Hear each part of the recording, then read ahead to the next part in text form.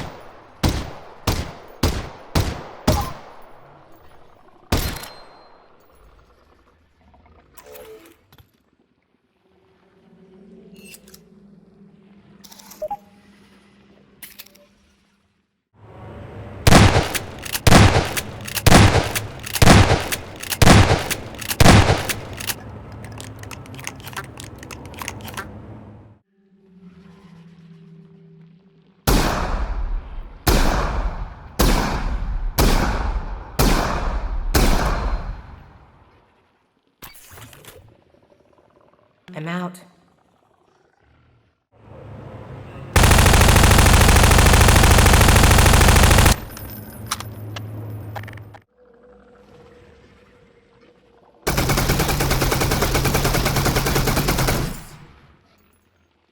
I'm out.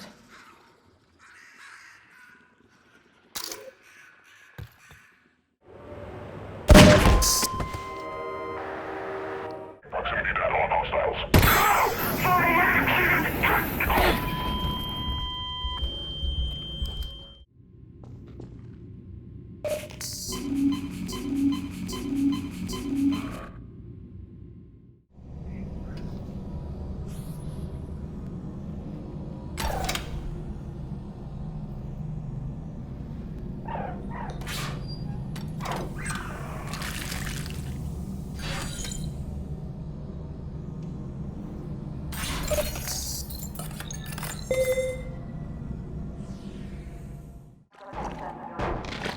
Local unrest from the detected.